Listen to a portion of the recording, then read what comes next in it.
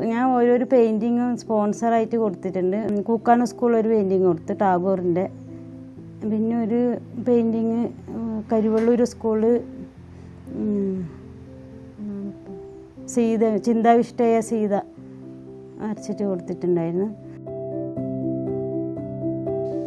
എൻ്റെ പേര് ജിഷ എന്നാണ്. ഞാൻ ചെറുപ്പം മുതലേ കലയോടൊരു താല്പര്യം ഉണ്ടായിരുന്നു. ഞാൻ ഇവിടെ വന്നതിന് ശേഷമാണ് അത് മെച്ചപ്പെട്ടു വന്നത്. 10-200ഓളം പെയിൻറ്റിങ് വരച്ചിട്ടുണ്ട്. പെയിൻറ്റിങ് ആയിട്ടും പോർട്രേറ്റ് വരച്ചിട്ടുണ്ട്. പെൻസിൽ ഡ്രോയിങ് ചെയ്യലുണ്ട്. പിന്നെ അക്രലിക്കിൽ ചെയ്യും, ഓയിൽ പെയിൻറ്റ് ചെയ്യും. അക്രലിക്കിനെ കൊണ്ട് ചെയ്താൽ വേഗം ആറിക്കിട്ടും. ഓയിൽ പെയിൻ്റാണ് മാസങ്ങളോട് എടുക്കും. അത് ആറി കിട്ടാൻ വേണ്ടിയിട്ട് അടുക്കളയിലൊന്ന് വരച്ചിട്ടുണ്ട്.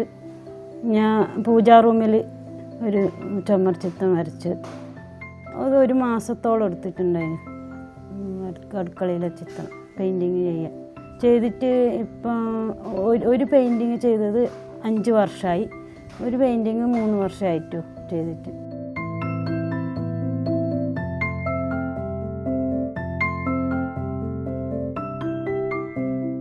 പശയും മണലും പിന്നെ സാധാരണ പെയിൻറ്റിങ് ഉപയോഗിച്ചിട്ട് ചെയ്തതാണത്. അതും അതേ ഒരു ചിത്രപ്രദർശനം വെക്കാൻ വേണ്ടിയിട്ട് അന്നേരം അങ്ങനെ വരച്ചതാണ്. ഒരു വെറൈറ്റി ആവാൻ വേണ്ടിയിട്ട് അങ്ങനെ വരച്ചൊന്നുമില്ല. ഫസ്റ്റിൽ ചിത്രപ്രദർശനം നടത്തിയത് കരുവള്ളൂർ തന്നെയാണ്, ബസാറിലാണ് നടത്തിയത്. അതിന് ശേഷം കരുവള്ളൂർ സ്കൂളിൽ ഒരിക്കൽ വെച്ചു. കരുവള്ളൂരല്ല, കൂക്കാന സ്കൂളൊന്ന് വെച്ചു. അടുത്തുള്ള സ്കൂൾ വെച്ചു.